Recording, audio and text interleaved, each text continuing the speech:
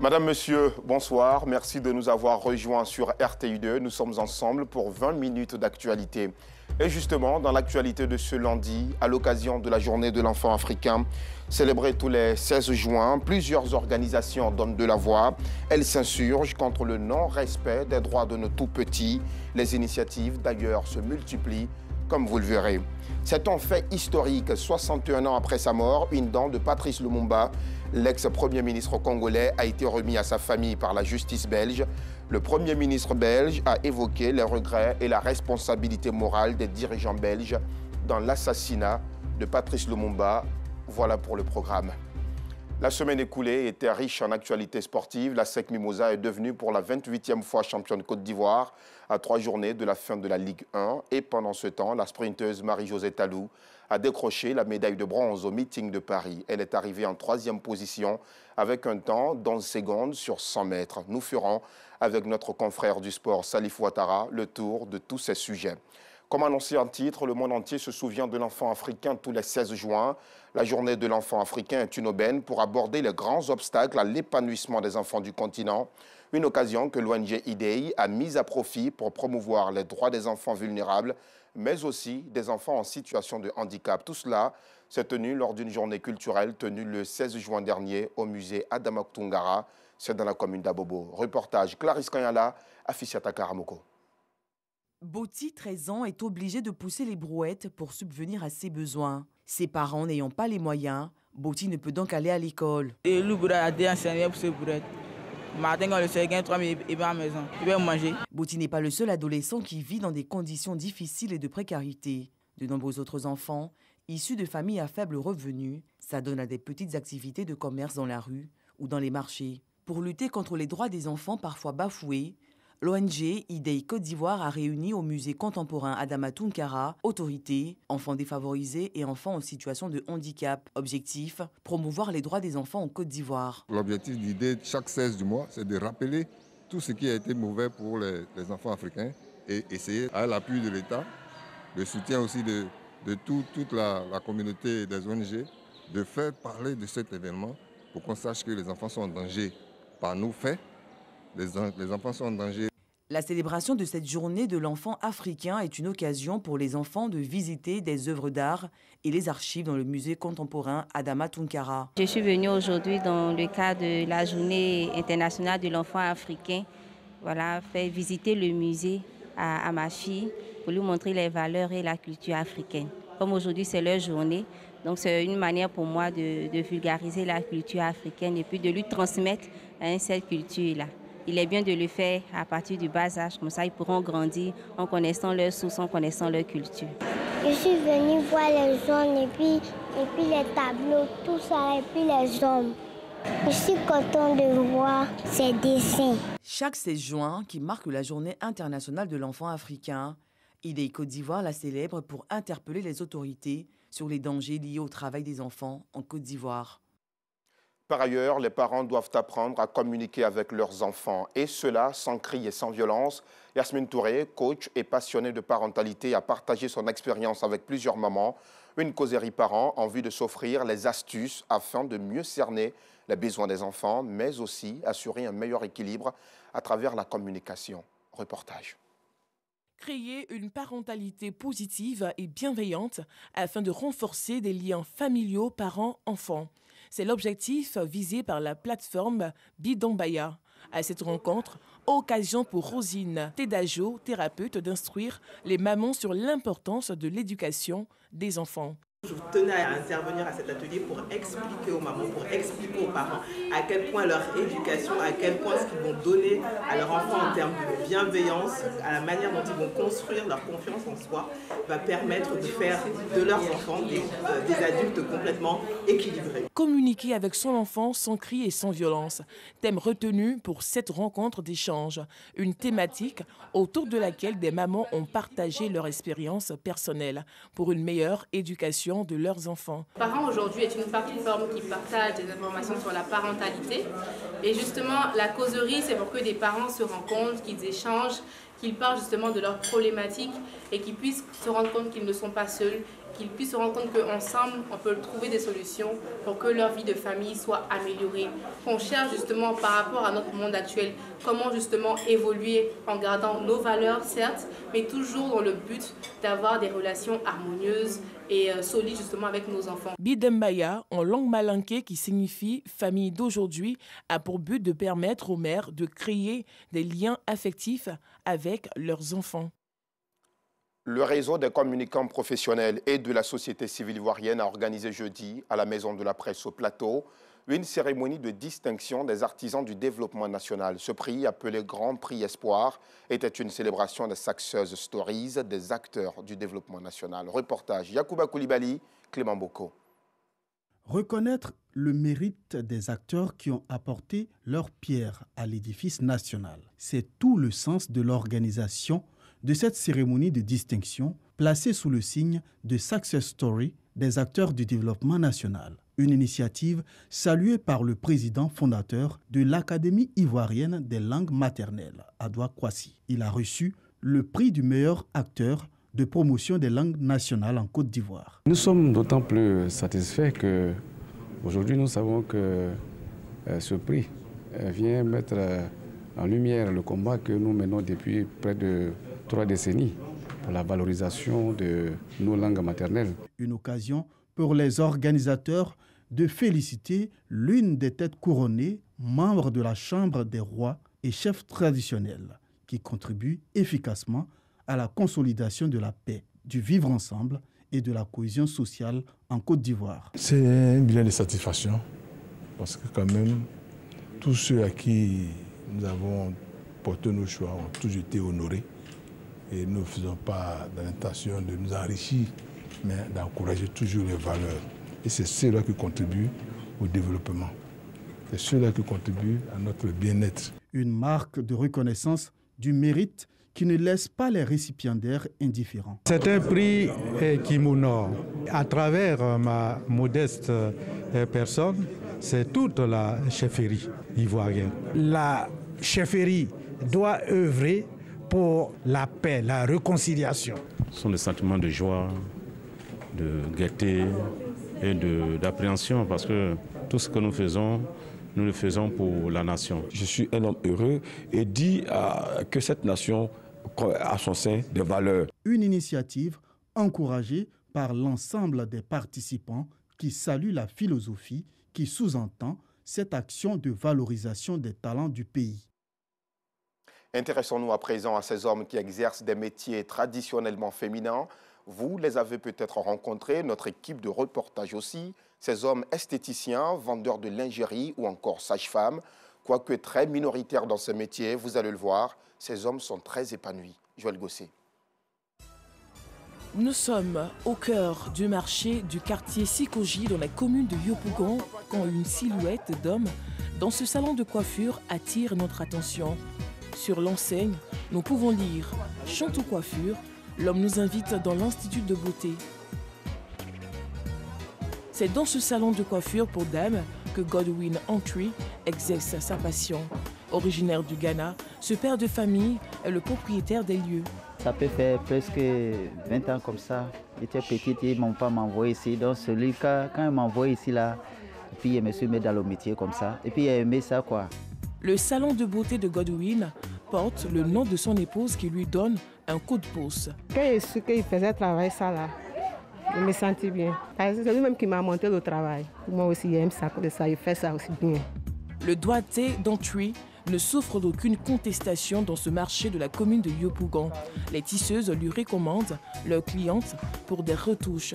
C'est le cas de cette cliente. Je voulais une coupe carrée et une frange. Il a réussi, donc vraiment ça me plaît. Je suis vraiment satisfaite. Les habitués du salon, elles, évoquent un service de qualité. Depuis 2016, je viens ici. En fait, ce qui m'a amené ici, c'est qu'ils ont de bons produits. Lorsqu'ils font ton shampoing, ils font de la coiffure, vraiment les gens apprécient ça. Quand tu quittes ici, ma chérie, tes cheveux sont bien faits. Où tu as fait, ça t'encourage à revenir dans le même coin. En Côte d'Ivoire, les salons de coiffure pour dames sont généralement gérés par des femmes. Il y a 4 enfants. Mais ce métier-là m'a permis de nourrir mes enfants. Souvent, ouais, il vient et dit, ah, c'est le garçon qui est là. Bon, c'est que souvent les gens passent comme ça. Quand ils me voient, ils sont en train de travailler, ils sont fiers, ils sont contents et puis ils rentrent. De plus en plus, des hommes s'intéressent aux métiers exercés par les femmes. Non loin du salon de coiffure de Godwin, nous apercevons un homme entouré de jeunes dames, toutes venues se rendre belles. Et c'est cet ancien mannequin, marié et père de 5 enfants, Serge, qui les épile. Il est tatoueur artisanal. Dans les débuts, j'étais d'abord mannequin d'abord. J'ai défilé d'abord, je défiler le monde avant. Mais après, je me suis rendu compte que ce métier-là, ça fait équivalent avec le métier qu'il faisait. Donc j'ai aimé, mais je me suis mis à fond dessus. Grâce à Dieu, ça m'a souri. Des clientes qui ne tarissent pas d'éloges à l'endroit du tatoueur. Il est très sympathique, il sourit avec tout le monde. Il ne fait pas de différence de sa femme garçon. Quand tu viens, il sourit, il est sympathique. Il accueille tellement bien, tellement chaleureusement que ça fait que tous ses clients reviennent ici. Hommes coiffeurs ou épileurs de dames, une chose est sûre, ces métiers leur permettent de nourrir leur famille. Des pères dont sont fiers leurs épouses et enfants. Il n'y a donc aucun mal à exercer des métiers dits féminins. Un mot de culture dans ce journal avec la 7e édition du Festival de la culture et des arts du peuple Dan. Le FECADAN s'est déroulé du 1er au 5 juin 2022 dans la ville de Biankouma, c'est à l'ouest de notre pays. Plus de 20 000 festivaliers ont assisté à plusieurs événements culturels. C'était aussi l'occasion pour les festivaliers de savourer les succulents mets du peuple Dan et de voir aussi les plus belles femmes de la localité à travers un concours de beauté. Le récit d'Anicette Conan-Blessing. Après l'édition 2021, la ville de Biankouma abrite pour la 2e fois les festivités du FECADAN, Festival de la culture et des arts Dan. Au nombre des activités, le concours culinaire. Les candidates se retroussent les manches pour proposer les mets traditionnels aux membres du jury. Instant de dégustation et place à la proclamation des résultats. La candidate classée première a eu 201 points. Waouh! Et c'est le numéro 8. Vainqueur de ce concours, Hélène Flan ne contient pas sa joie. Autre concours à ce festival culturel, celui des Miss FECADAN, dénommé Senga 2022, la femme parée d'or en langue française. Caroline Koné, la lauréate de ce concours, selon le jury, reçoit en guise de récompense un réfrigérateur et plusieurs lots des partenaires. Je voudrais vraiment féliciter toutes ces belles dames, ces jeunes filles qui ont participé à ce concours.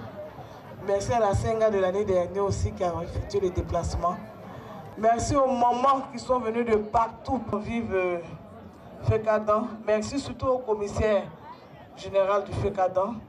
Et à l'année prochaine, Inch'Allah. Quand je vais essayer, il y a d'autres qui me disent, toi chaque fois tu échoues, mais tu es dedans. J'ai dit oui, je vais faire. Il y a un jour pour moi. Maintenant, voici ce jour-là, un grand jour qui est arrivé pour moi aujourd'hui. Vraiment, je suis contente. Les mots me manquent. J'ai dit merci à l'honorable Mireille Gueye.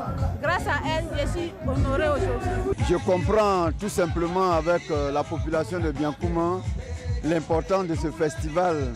C'est un retour en arrière pour se ressourcer sur nos cultures. L'éducation traditionnelle a toute sa place dans la société, malgré aujourd'hui que nous connaissons une invasion que les gens disent moderne. Nous sommes satisfaits de cette 7e édition, qui est la 2e consécutive pour Biankouma. On voudrait féliciter les organisateurs. Le concours Belle Femme Dan est initié par le FECADAN en vue de mettre en exergue la beauté originelle des femmes Dan, selon les critères bien définis. Il s'agit entre autres de la forme des pieds, de la beauté du visage, de la tenue vestimentaire et du niveau intellectuel des candidates. Un moment de joie offert au public à travers un concert d'artistes animé par Onel Mala, l'une des vedettes de la musique Dan, et plusieurs autres artistes tradimodernes de la région du Tampi. 61 ans après sa mort, une dent de Patrice Lumumba, l'ex-premier ministre congolais, est en chemin pour rejoindre la RDC, son pays. Cette dent a été conservée toutes ces années par un policier belge. Ce dernier fait partie des policiers en charge de faire disparaître toute trace de Lumumba. La cérémonie de restitution s'est tenue en présence des enfants du héros congolais. Le candidat colombien de gauche, Gustavo Petro, a remporté le second tour de l'élection présidentielle, devenant ainsi le 60e président du pays. Le taux de participation au second tour des élections présidentielles colombiennes a été de 58,6%. Petro doit officiellement accéder au pouvoir le 7 août à la place de son prédécesseur, Ivan Duque. Allez, du sport à présent dans ce journal. Bonsoir Salif Ouattara. Bonsoir Alassane. Très heureux de vous retrouver sur ce plateau. Moi aussi. On va faire donc avec vous le point de l'actualité sportive de la semaine. Mais avant d'y arriver, regardons ensemble ce reportage de Jean-Sylvain Russo et Arsène Kouassi qui retrace toute l'actualité sportive de la semaine écoulée.